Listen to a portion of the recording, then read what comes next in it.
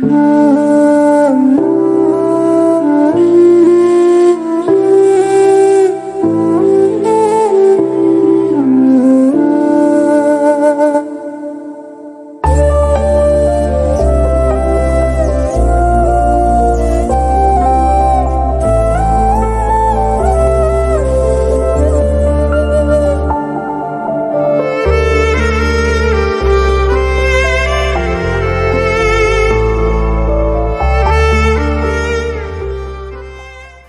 The lord. ಯೇಸು ಕ್ರಿಸ್ತನ ಉನ್ನತವಾದಂತಹ ಮಧುರವುಳ್ಳ ನಾಮದಲ್ಲಿ ನಿಮ್ಮೆಲ್ಲರಿಗೂ ನಮ್ಮ ಜೀಸಸ್ ಲವ್ಸ್ ಪ್ರೇಯರ್ ಮಿನಿಸ್ಟ್ರೀಸ್ ಮೂಲಕ ವಂದನೆಗಳನ್ನ ಸಲ್ಲಿಸ್ತಾ ಇದ್ದೇನೆ.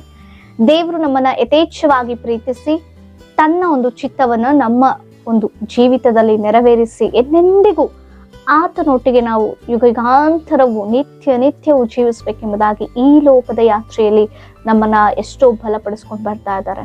ಆಮೇಲೆ ಸಜೀವವಾಗಿರಿಸಿದ್ದಾರೆ. ಅದಕ್ಕಾಗಿ ದೇವರಿಗೆ ನಾನು ಮಹಿಮೆಯನ್ನ ಸಲ್ಲಿಸ್ತಾ ಇದ್ದೇನೆ. ಹಾಗಿದ್ರೆ ಈ ದಿನವನ್ನ ದೇವರು ನಮಗೆ ಏರ್ಪಡಿಸಿ ಕೊಟ್ಟಿರುವಾಗ ಈ ದಿನ ಆತನ ಚಿತ್ತವನ್ನ ತಿಳಿದುಕೊಳ್ಳೋಣ. ಆತನು ಈ ದಿನ ನಮಗಾಗಿ ಏರ್ಪಡಿಸಿಕೊಟ್ಟಂತ ದೇವರ ವಾಗ್ದಾನ ವಾಕ್ಯವನ್ನ ನಾವು ಧ್ಯಾನಿಸೋಣ. 1 ಥೆಸಲೋನಿಕದವರಿಗೆ ಬರೆದ ಪತ್ರಿಕೆ 5ನೇ ಅಧ್ಯಾಯ 21ನೇ ವಚನ.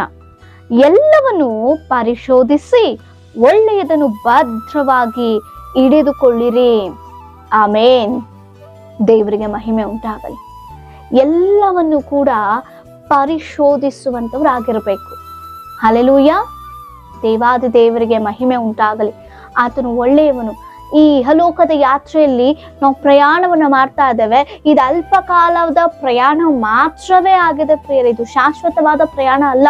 ಯಾವುದು ಕೂಡ ಶಾಶ್ವತವಲ್ಲ. ಅದಕ್ಕಾಗಿಯೇ ಈ ಇಹಲೋಕದ ಯಾತ್ರೆಯಲ್ಲಿ ಬರುವಂತ ಪ್ರತಿ ಪರಿಸ್ಥಿತಿಗಳಾಗಿರ್ಬೋದು, ಬಂಧುಗಳಾಗಿರ್ಬೋದು, ಸ್ನೇಹಿತರಾಗಿರ್ಬೋದು, ಏನೇ ಆಗಿರ್ಬೋದು, ನಮ್ಮ ಜೀವಿತದಲ್ಲಿ ಅದು ಬರ್ತಾ ಇದೆ ಎಂಬುದಾಗಿ ಹೇಳುವಾಗ ಅದು ನಾವು ಸುಮ್ಮನೆ ಹಾಗೆ ನೋಡಿ ಅದು ಗ್ರಹಿಸಿಕೊಳ್ಳುವಂಥದ್ದಲ್ಲ, ಬದಲಾಗಿ ಪರಿಶೋಧಿಸುವಂತೆ ನಾವು ಗ್ರಹಿಸಿಕೊಳ್ಬೇಕು. ಪ್ರತಿಯೊಂದನ್ನು ಕೂಡ ನಮ್ಮ ಜೀವಿತದಲ್ಲಿ, ನಮ್ಮ ಆಧ್ಯಾತ್ಮಿಕ ಜೀವಿತದಲ್ಲಿ, ಮುಖ್ಯವಾಗಿ ನಮ್ಮ ಆತ್ಮದಲ್ಲಿ ನಾವು ಪರಿಶೋಧನೆಯನ್ನ ಮಾಡಬೇಕು. ದೇವರ ಸಹಾಯವನ್ನ ಬೇಡುವಂತವರಾಗಬೇಕು.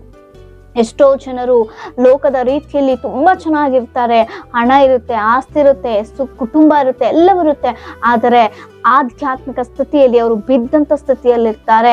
ಆತ್ಮಿಕವಾಗಿ ಅವರು ಹೇಳಲಾರ್ದಂತ ಸ್ಥಿತಿಯಲ್ಲಿರ್ತಾರೆ.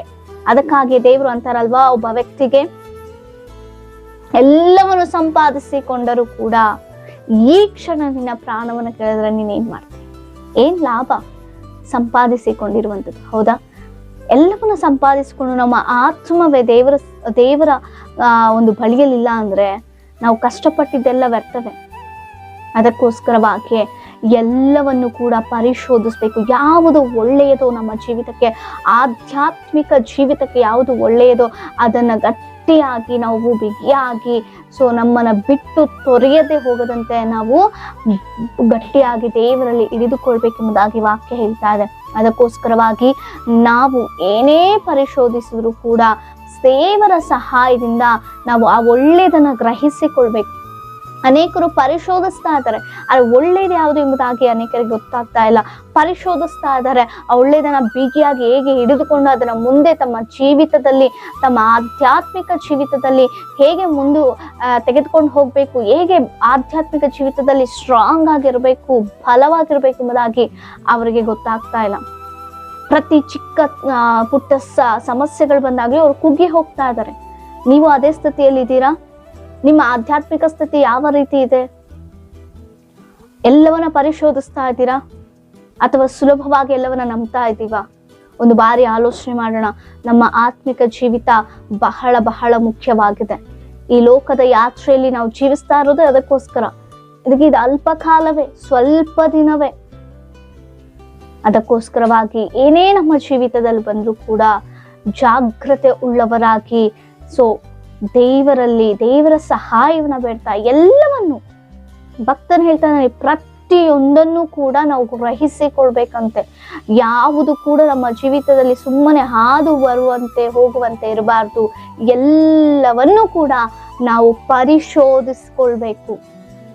ಅದರಲ್ಲಿ ಯಾವುದು ಒಳ್ಳೆಯದೋ ಅದು ಗಟ್ಟಿಯಾಗಿ ಬಿಗಿಯಾಗಿ ಹಿಡಿದುಕೊಂಡು ಅದರಲ್ಲಿ ನಾವು ಬಲಪಡುವಂತವರಾಗಿರಬೇಕು. ಎಷ್ಟೋ ಜನರು ಸುಲಭವಾಗಿ ಎಲ್ಲವನ್ನ ನಂಬಿ ಮೋಸ ಹೋಗ್ತಾ ಇದ್ದಾರೆ. ಜಾಗ್ರತೆ. ಸೈತಾನನು ಕೂಡ ತನ್ನ ಕಾರ್ಯಗಳನ್ನು ಬಹಳ ಕುಯುಕ್ತಿ ಉಳ್ಳವನಾಗಿ ದೇವಜನನ ಮೋಸಪಡಿಸುವಂತೆ ತನ್ನ ಕುಯುಕ್ತಿಗಳನ್ನ ಮಾಡ್ತಾ ಇದ್ದಾನೆ. ಜಾಗರೂಕರಾಗಿ ಕ್ರಿಸ್ತನಲ್ಲಿ ನಾವು ಬಲವಾಗಿ, ಕ್ರಿಸ್ತನ ನಂಬಿಕೆಯಲ್ಲಿ ನಾವು ಸ್ಥಿರವಾಗಿ, ಪ್ರತಿ ಕ್ಷಣವೂ ಕೂಡ ನನ್ನ ದೇವರ ಸಹಾಯವನ್ನ ಬೇಡುವಂತವರಾಗಿ ಎಲ್ಲವನ್ನ ಶೋಧಿಸಿ ಪರಿಶೋಧಿಸಿ ಸರಿಯಾದದ್ದನ್ನು ನಮ್ಮ ಆತ್ಮಿಕ ಜೀವಿತದಲ್ಲಿ ಅಳವಡಿಸಿಕೊಂಡು ಅದರ ಪ್ರಕಾರ ನಾವು ನಡೆಯುವಾಗ ಎಂದಿಗೂ ಕೂಡ ಆ ಒಂದು ನಂಬಿಕೆ ಆಗಿರ್ಬೋದು, ಆ ಒಂದು ಪ್ರೀತಿ ಆಗಿರ್ಬೋದು, ಆ ಒಂದು ದೇವರ ಗುಣಲಕ್ಷಣಗಳನ್ನ ಹೊಂದಿಕೊಂಡು ಜೀವಿಸುವಾಗ ನಾವೆಂದಿಗೂ ಆಧ್ಯಾತ್ಮಿಕತೆಯಲ್ಲಿ ಕುಗ್ಗಿ ಹೋಗೋದಿಲ್ಲ, ಬಿದ್ದು ಹೋಗೋದಿಲ್ಲ. ನಾವು ಯಾವಾಗ ಆತ್ಮಿಕ ಸ್ಥಿತಿಯಲ್ಲಿ ಬಲವಾಗಿರ್ತೇವೋ ಅದಕ್ಕಾಗಿ ದೇವರು ಹೇಳ್ತಿದ್ದಾರೆ, ಮೊದಲು ರಾಜ್ಯಕ್ಕಾಗಿ ನೀತಿಗಾಗಿ ತವಕ ಪಡ್ರಿ. ಅದೆಲ್ಲ ನಿಮಗ್ ಬೇಕಾಗಿರುವಂತದ್ದೆಲ್ಲವನ್ನ ನಾನು ಆಲ್ರೆಡಿ ನಿಮಗೆ ಕೊಟ್ಟಿದ್ದೇನೆ ಎಂಬುದಾಗಿ ನಾವು ಲೋಕ ಸಂಬಂಧ ಉಳ್ಳವರಾಗಿ ಲೋಕದ ಕಾರ್ಯಗಳಿಗಾಗಿ ಆತುರ ಪಡದಂತೆ, ತವಕ ಪಡದಂತೆ ಆತ್ಮವನ್ನ ಕಾಪಾಡಿಕೊಳ್ಳೋದ್ರಲ್ಲಿ ಜಾಗ್ರತೆ ಆಗಿರೋಣ. ಹಲ್ಲೆಲೂಯಾ. ನಮ್ಮ ಆತ್ಮ ದೇವರಿಗೆ ಸಂಬಂಧಪಟ್ಟಿರೋದು. ಆತ್ಮಿಕತೆಯಲ್ಲಿ ನಾವು ಜೀವಿಸಲಿಕ್ಕೆ ಪ್ರಯತ್ನ ಪಡೋಣ. ಈ ವಾಗ್ದಾನ ವಾಕ್ಯ ಮೂಲಕ ಮೆಲ್ಲನ ದೇವರು ಆಶ್ವಸಿ ಆತ್ಮಿಕವಾಗಿ ಬಲಪಡಿಸಿ ಸ್ಥಿರಪಡಿಸಿ ನಡೆಸಲಿ. ನಿಮ್ಮ ಏನೇ ವಿಜ್ಞಾಪನೆಗಳಿದ್ರು ಕೂಡ ನಮಗೆ ಕಮೆಂಟ್ಗಳ ಮೂಲಕ ತಿಳಿಸಿಕೊಡಿ. ನಿಮಗಾಗಿ ನಾವು ಪ್ರಾರ್ಥಿಸುವವರಾಗಿದ್ದೇವೆ. ಪ್ರಾರ್ಥನೆ ಮಾಡಿಕೊಳ್ಳೋಣ. ಪರಿಶುದ್ಧನು ಉನ್ನತನ ಅಂತ ದೇವರೇ, ಅಪ್ಪ ಸ್ತೋತ್ರ. ಹೌದು ಕರ್ತನೆ, ಎಲ್ಲವನ್ನ ನಮ್ಮ ಜೀವಿತದಲ್ಲಿ ಬರುವಂತ ಪ್ರತಿಯೊಂದನ್ನು ಕೂಡ ಬಹು ಜಾಗರೂಕರಾಗಿ ಕರ್ತನೆ ಗ್ರಹಿಸಿಕೊಂಡವರಾಗಿ ಪರಿಶೋಧಿಸಿ ಅಪ್ಪ ಒಳ್ಳೆದನ್ನ ಬಿಗಿಯಾಗಿ ಹಿಡಿದುಕೊಳ್ಳುವಂತ ಕೃಪೆ ನಮ್ಮೆಲ್ಲರಿಗೂ ನೀನು ಒದಗಿಸಿಕೊಡು. ವಾಗ್ದಾನ ನೋಡುವಂತ ಪ್ರತಿಯೊಬ್ಬನ ಆಶೀರ್ವದಿಸು, ಬಲಪಡಿಸು. ಯೇಸುವಿನ ನಾಮದಲ್ಲಿ ಬೇಡಿ ಹೊಂದಿದ್ದೇವೆ ಜೀವಳ ಪರಲೋಕದ ತಂದೆಗೆ. ಆಮೇನ್. Praise the lord.